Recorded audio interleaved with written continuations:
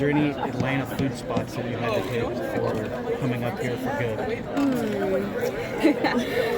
Okay, so we're really known for like wings and stuff. I'm from the South, so I know. Yeah. So I had to hit up a couple wing spots before I came up here.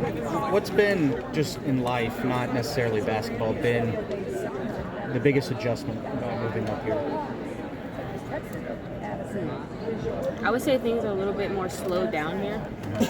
So that has been an adjustment. Everything is really fast in Atlanta. So just like slowing down and like actually having time to think. Yes. Has the slow been good though? Yeah, the slow has been great. Yeah. I know it's needed. Needed. Atlanta does move fast. Yeah. Just as far as coming in and being new, but knowing that your role is going to be big, how has that been? Kind of finding that balance of using your voice, but still, figuring things out. What's been that balance like? Like even if I come in and I don't know nothing I'm doing is right, as long as I talk and communicate, I feel like that kind of makes up for the not knowing what to do. So just like coming in, having like confidence to be able to talk and voice what I think is, what I need more of or what I need less of, just to my coaches and teammates. How much as somebody who's also short, how has your size been a motivating factor in your life? Everybody always doubt you because you're shorter. So just going out there and playing with like a chip on your shoulder and proving that I could still be on the court with people that are like 6 foot and taller. So. What about? I'm sure it works the same way with physicality. They see you and they're like, oh, we can go right at her and whatnot. How much have you embraced that part of it being a motivating factor that people might look at you and say, hey, there's somebody we can go at? Well, I put the work in, so the work never lies, and you can't cheat the work. You can't skip reps and stuff like that in the gym. So, have they warned you about the snow? Ooh, yeah. They told me to get a big coat. I know it does snow a little bit in Georgia. Oh, just a little bit, not really though. What's the most snow that you've seen in one time? I would say it was actually kind of like last year. I remember at my old school we had a snow day, still had practice, and we had to walk to practice. So I think that was like the most snow. Yeah, you'll learn here that nothing gets shut down when it snows. Nothing gets shut down. Yeah. They everything keeps rocking and rolling. Yeah. Awesome, appreciate it. Thank you. Chit-Chat, Corey Brada from the Hawkeye of the Storm. I know we talked before. Good to see you finally in person. So what have the first few months been like for you? I mean, I know it's probably been a whirlwind. I know you're probably going to repeat a lot of what you just told him, but give us an idea of just how you're acclimating. Yeah, it's been great. The adjustment has been smooth, just being able to connect with my teammates and also like with my coaches too, just being able to connect with them has been smooth. I would say everything has been great so far. And Jan talked about how, during her availability, she talked a little bit about how you lead by example maybe more than vocally. Vocal, yeah. Is that something that have you always been that way? Have you been called upon as a point guard in high school or at Georgia Tech to be verbal and it's been a challenge, or is that just personality? It just doesn't come natural? It's my personality. I'm very quiet, even though that's my name. Yeah. But I'm starting to work on that in practice and just being vocal and leading. Even though I lead by example, I want to lead by vocal. How do you put that into practice?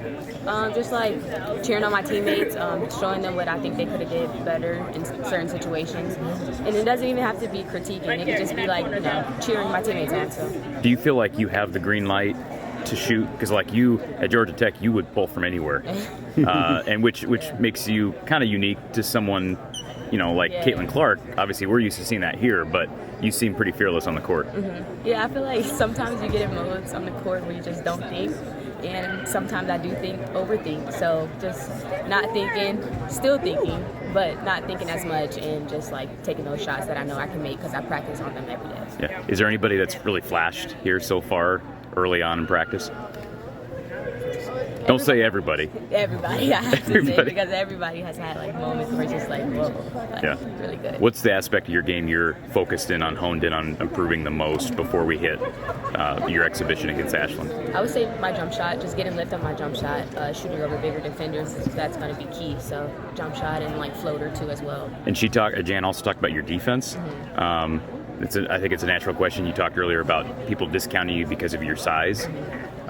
They may look at you, especially in the rugged Big Ten, and say you're not going to be able to defend in a physical league like the Big Ten. Why is that view wrong? well, I put the work into the weight room, so I feel like my size, I mean, that doesn't really play a role in anything. It doesn't really matter. As long as I go out there and play with heart, I feel like that's the biggest thing. People talk about the Iowa culture. They're new to the program.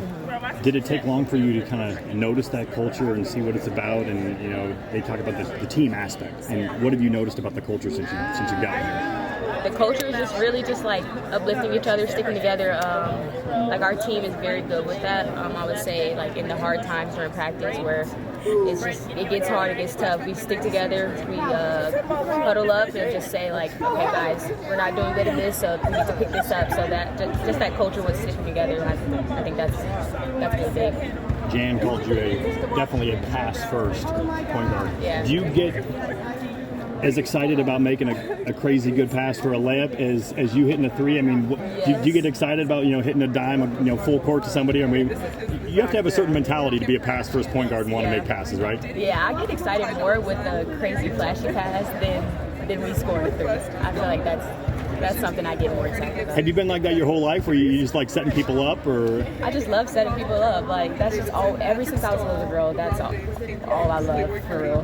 Yeah. You probably came to Iowa knowing about some expectations at Iowa, where they're kind of a national brand.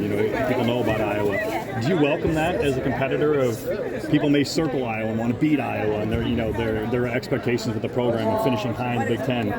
Do you like that? Do you kind of welcome those expectations? I love pressure. I welcome it. I just feel like it's opportunity. I wouldn't say it's pressure. I just think it's opportunity.